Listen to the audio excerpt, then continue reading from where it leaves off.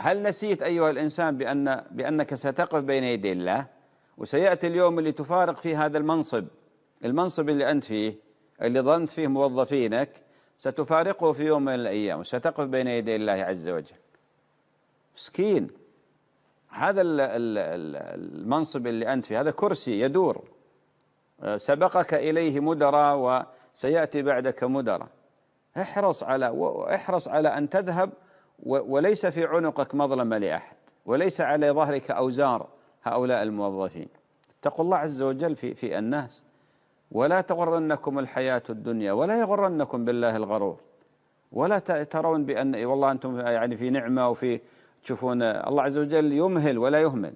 احذر دعوة المظلوم، فإن ليس بينه وبين الله حجاب. ما في حجاب بين دعوة المظلوم بينه وبين الله عز وجل، ما في حجاب، ترفع مباشرة.